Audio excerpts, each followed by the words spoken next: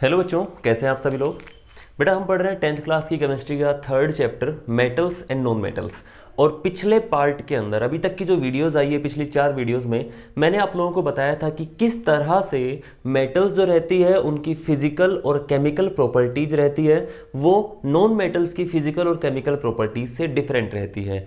Metals और non metal जब react करते हैं तो आयनिक कंपाउंड बनते हैं, उनका फॉर्मेशन और आयनिक कंपाउंड्स की प्रॉपर्टीज भी हमने लास्ट वीडियो के अंदर पढ़ी थी। आज की वीडियो के अंदर मैं आपको बताने वाला हूं कि मेटल्स किस तरह से नेचर के अंदर पाई जाती है, जिसको हम बोलने वाले हैं अकरेंस ऑफ मेटल्स। इसको हम क्या बोलेंगे? Occurrence of metals. कि मेटल्स किस तरह से नेचर के अंदर एग्जिस्ट करती है, किस रूप में पाई जाती है, किस किस फॉर्म में पाई जाती है वो। तो चलिए स्टार्ट करते हैं आज की वीडियो।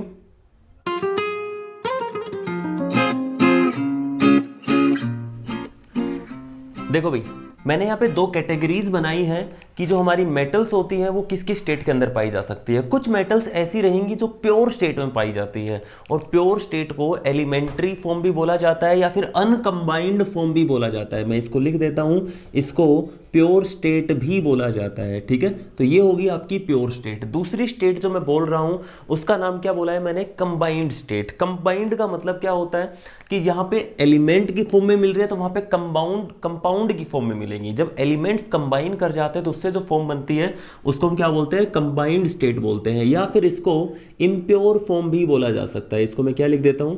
Impure form. यानी इसमें हमारी मेटल के साथ साथ कई सारी इंप्योरिटीज जो हमारे लिए काम की हो भी सकती है, नहीं भी हो सकती, वो सारी की सारी कंबाइंड रहेगी मेटल के साथ। तो इस तरह की हमारी दूसरी स्टेट पाई जाएंगी। तो ध्यान से सुन लो, सबसे पहली चीज तो ये कि जो हमारी ऐसी मेटल्स रहेंगी जो बिल्कुल रिएक्ट ही नहीं करना चाहती, तो वो किसी के साथ कंबाइन भी नहीं करेंगी और वो प्योर फॉर्म में मिलेंगी, अपनी एलिमेंटल स्टेट के अंदर मिलेगी। तो जो लीस्ट रिएक्टिव मेटल हमने पढ़ी थी रिएक्टिविटी सीरीज की, जो लीस्ट रिएक्टिव मेटल्स थी वो बिल्कुल रिएक्ट नहीं करना चाहेगी। ना तो वो रिएक्ट करना चाहेंगी, किसी ऑक्साइड बनाना चाहेंगी, वो ना कोई सल्फाइड बनाना चाहेंगी, ना कार्बोनेट बनाना चाहेंगी, कुछ नहीं बनाना चाहेंगी। इसका मतलब ये जो मेटल मैंने लिखे है, गोल्ड हो गया, सिल्वर हो गया, प्लेटिनम हो गया, और कुछ एक जगह पर कॉपर भी, और कुछ एक जगह पर कॉपर। ठीक है, ये जो रहेंगे ये पाई जाती है अपनी एलिमेंट्री फॉर्म के अंदर। क्यों? क्योंकि they are the least reactive metals, their reactivity is very less, so they do not have a tendency to react with oxygen, moisture या कोई भी अलग गैस जो आपकी नेचर के अंदर पाई जा रही है उसके साथ रिएक्ट नहीं करती है। इसलिए ये पाई जाती किस फॉर्म में? एलिमेंटल फॉर्म के अंदर या फिर प्योर फॉर्म के अंदर। क्लियर है? इनका आप नाम याद रख सकते हो। कौन कौन सी मेटल होगी? गोल्ड, गोल्ड का सिंबल होता है Au, silver Ag, platinum Pt, और कॉपर Cu।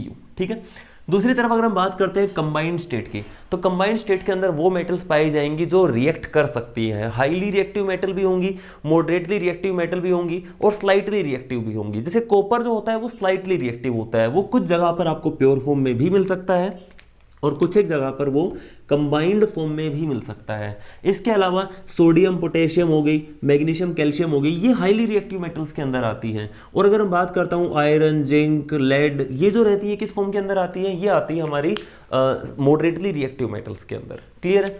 तो यहां से मेरे को पता चलता है कि जो भी रिएक्टिव मेटल्स होती है, चाहे वो कितनी ही रिएक्टिव क्यों ना हो, तो जितनी भी रिएक्टिव मेटल रहेंगी वो कंबाइंड फॉर्म के अंदर नेचर में मिलती है, because they can react with the oxygen of air. Moisture आपको मिल जाती है एयर से, उनका रिएक्ट कर सकती है, या कोई और रिएक्शन में कोई और गैस मिल जाती है, CO2 अगर मिल जाती है, सल्फर मिल जाता है नेचर से, उनके साथ रिएक्ट कर जाएंगे और कंबाइंड फॉर्म के अंदर ये पाई जाएंगी। तो फटाफट से एक स्क्रीनशॉट आपको ले लेना है इनका कि कौन कौन सी मेटल जो रहती है वो कंबाइंड फॉर्म में पाई जाती है और कौन कौन सी मेटल जो रहती है वो एलिमेंट्री स्टेट के अंदर पाई जाती है। This is the basic occurrence of metals. Metals किस किस फॉर्म में आकर करती है वो आपको पता चल गया। नोट करो जल्दी, स्क्रीनशॉट दे लो।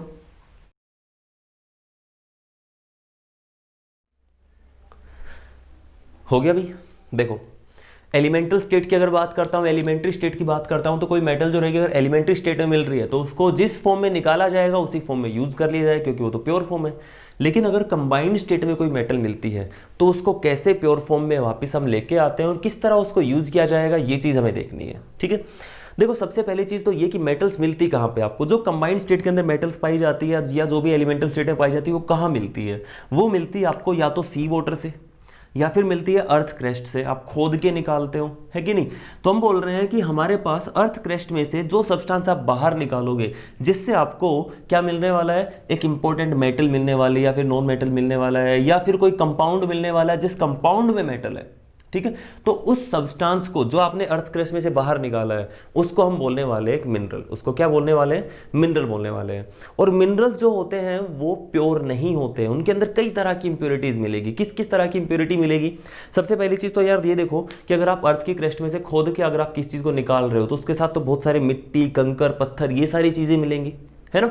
और इसके साथ साथ अगर वो मेटल कंबाइंड फॉर्म के अंदर है, अगर वो मेटल कंबाइंड फॉर्म के अंदर है तो इसका मतलब उसके साथ उसका ऑक्साइड बन रखा होगा या सल्फाइड बन रखा होगा, कार्बोनेट बन रखा होगा, है ना। तो इनको भी हटाना होगा, ये भी तो हमारे लिए इंप्योरिटी। अगर हम मेटल देखना चाहते हैं और आपको मेटल का कार्बोनेट मिल रहा है तो कार्बोनेट तो आपके लिए इंप्योरिटी होगी, आपको तो मेटल ही चाहिए ना, है ना।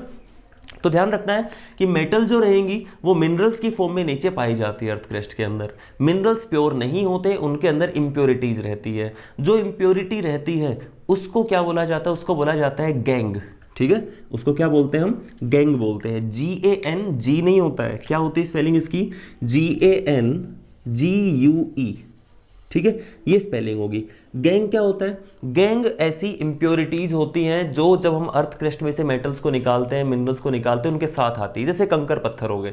तो इसकी डेफिनेशन क्या लिखेंगे, गैंग क्या होती है, इट इज द सैंडी और earthly impurities that are associated with the minerals, ठीक है। मिनरल के साथ जो एसोसिएटेड इंप्योरिटीज होती है उनको क्या बोला जाता है, गैंग बोला जाता है, गैंग पार्टिकल्स बोला जाता है। क्लियर है, इनको हम इजीली हटा सकते हैं। अब मान लेते हैं कि धरती को खोद के आपने एक बड़ा सा पत्थर निकाला है, आपको पता चला कि इसके अंदर आपको गोल्ड मिल सकता है, ठीक है। तो जो गोल्ड मिल सकता है वो जो पूरा पूरा पत्थर निकला है उसके अंदर सारा का सारा गोल्ड तो नहीं रहेगा, उसमें से आप जो भी गैंग रहेगी उसको हटा देंगे, उसको क्या कर लेंगे, हम हटा लेंगे। और बाकी जो सब्सटेंस बचेगा उसमें जहां पर गोल्ड की अमाउंट बहुत ज्यादा है उस सब्सटेंस को, उस पोर्शन को बोला जाएगा एक और। उसको क्या बोलेंगे, उसको क्या बोलेंगे हम, और बोलेंगे। गोल्ड एक मिनरल हो जाएगा हमारे लिए, ठीक है, जो कहां से मिल रहा है, अर्थ के एक छोटे से पीस में से निकल रहा है, ठीक है। और उसमें जो इंप्योरिटीज है वो गैंग पार्टिकल्स है। और ऐसा पोर्शन उस टुकड़े का, अगर इस तरह का आपने पीस निकाला है और इसमें से ये बाहर बाहर जो हिस्सा है इसमें गोल्ड की अमाउंट बहुत कम है, लेकिन अंदर वाला जो हिस्सा है इसके अंदर गोल्ड की अमाउंट बहुत ज़्यादा है, तो अंदर वाला जो हिस्सा रहेगा इसको बोला जाएगा और ये जो बाहर है इसको बोलेंगे गैंग। इसको क्या बोलेंगे हम, गैंग बोलेंगे। क्लियर है, ये चीज समझ में आई कि नहीं आई, गैंग क्या होती है और क्या होता है। तो और जो होता है वो एक ऐसा पोर्शन होता है, एक ऐसा पार्ट होता है, ऐसा एक हमारे पास एक पीस होता है अर्थली पीस होता है जिसके अंदर कोई मेटल के होने की प्रोबेबिलिटी बहुत ज़्यादा होती है। किसी मेटल का जो परसेंटेज रहता है वो बहुत ज़्यादा रहता है, ठीक है। तो और जो रहता है एक अर्दली ब्लॉक रहता है जो रिच होता है किसी पर्टिकुलर मेटल या फिर नॉन मेटल से। क्लियर है, ये चीज याद हो जाएगी। तो डेफिनेशन छोटी छोटी आपके सामने आ गई है। मेटल की डेफिनेशन, सॉरी मिनरल्स की डेफिनेशन क्या होती है, इसके बाद मैंने बोला है गैंग की डेफिनेशन क्या होती है और क्या होता है। अगर इतनी चीजें पता चल गई हैं अब हम बात कर सकते हैं कि हमारी जो मेटल्स है वो किस किस तरह के ओर्स बनाती हैं, ठीक है। पहले तो मेटल को मैंने, जो मेटल्स कंबाइंड स्टेट में पाई जाएगी उनको मैंने 3 कैटेगरीज के अंदर लिख लिया है। पहली जो कैटेगरी मैंने लिखी है वो क्या है, वो है स्लाइटली रिएक्टिव, ऐसी मेटल जो बहुत कम रिएक्टिव होती हैं, जैसे कि कॉपर हो गया, कॉपर बहुत कम रिएक्टिव है। दूसरी होगी रिएक्टिव मेटल, यानी ऐसी मेटल जो रिएक्टिव तो है लेकिन हाईली रिएक्टिव भी नहीं है, स्लाइटली रिएक्टिव भी नहीं है, जिनकी रिएक्टिविटी ठीक ठाक है, मॉडरेटली रिएक्टिव भी आप इनको बोल सकते हो। और तीसरी आती है हाईली रिएक्टिव मेटल्स। तो हाईली रिएक्टिव मेटल्स जैसे कि सोडियम होगी, पोटेशियम होगी, कैल्शियम होगी, ये हाईली रिएक्टिव मेटल्स रहेंगी, मैग्नीशियम हो गई।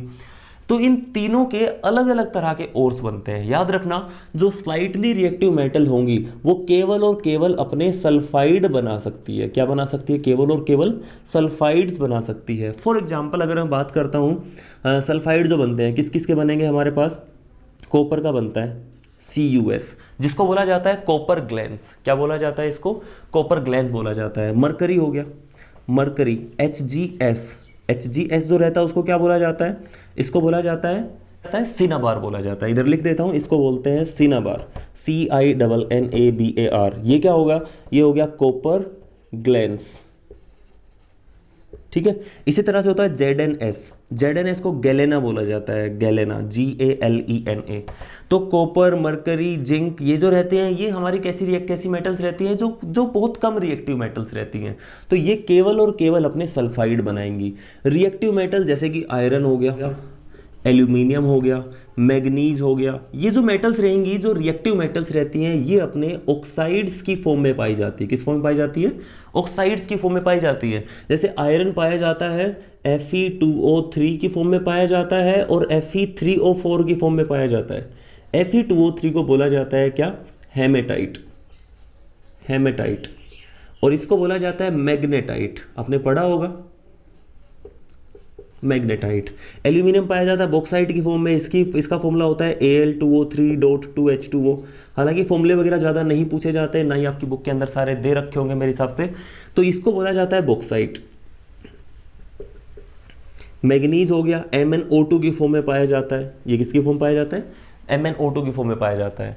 तो अगर कुछ एक आपसे नाम पूछ भी ले जाते हैं तो NTSC के अंदर या ओलंपियाड के अंदर वहाँ पूछे जाएंगे।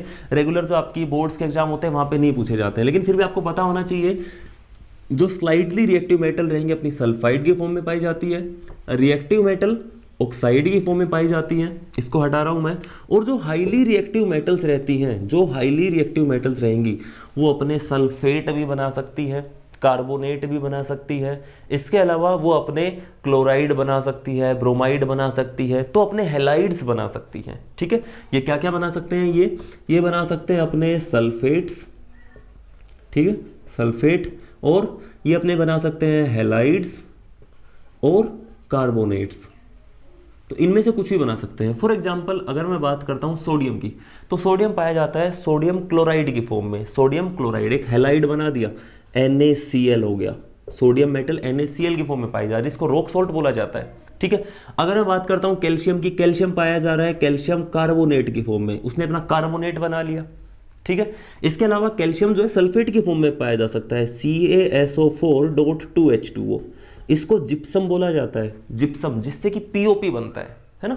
तो जिप्सम जो रहता है वो एक और रहता है हमारे लिए। जिप्सम जो क्या हो गया ये हमें एक और से मिलेगा। ठीक है, इसके बाद तो कैल्शियम जो है अपना कार्बोनेट ही बना लिया, सल्फेट ही बना लिया। इसी तरह मैग्नीशियम जो है वो कार्बोनेट ही बना सकता है, वो सल्फेट ही बना सकता है, और किसी दूसरी मेटल साथ मिलकर एक अलग वो सोल्ट ही बना सकता है। ठीक है, जैसे इप्सम होता है एक चीज, तो वो मैग्नीशियम का होता है। इसके बाद ये कहना सोडियम का हो गया, कैल्शियम का हो गया, ये कैल्शियम का हो गया। पोटेशियम जो रहता है वो किस फॉर्म में पाया जाता है? वो KCl की फॉर्म में मिल सकता है हमें। तो जो हाईली रिएक्टिव मेटल्स रहती हैं वो पाई जाती है अपने हेलाइड्स की फॉर्म में, कार्बोनेट की फॉर्म में, सल्फेट की फॉर्म में। अकरेंस ऑफ मेटल के अंदर बस इतना ही आता है, हमें बस यही देखना है कि मेटल्स किस किस फॉर्म में पाई जा रही हैं। ठीक है, तो अकरेंस के अंदर इतना ही देखते हैं। नेक्स्ट जो वीडियो आएगी उसके अंदर देखेंगे कि जिस फॉर्म में ये अकर कर रहे हैं वहां से इनको बाहर कैसे निकाला जाए प्योर फॉर्म के अंदर। वो पार्ट हम 2 पार्ट्स के अंदर करने वाले हैं। जो नेक्स्ट जो पार्ट रहेगा जिसमें मेटल्स को हम क्या करते हैं, एक्सट्रैक्ट करते हैं प्योर फॉर्म के अंदर, वो 2 वीडियोस के अंदर आएगा। ज़्यादा लंबी लंबी वीडियोस नहीं बनाऊंगा, छोटी छोटी वीडियोस रहेंगी। तो इस पार्ट के अंदर इतना ही, इसका स्क्रीनशॉट ले लेना और मिलते हैं नेक्स्ट वीडियो के अंदर। तब तक के लिए पढ़ते रहिए, सीखते रहिए। Thank you and good bye.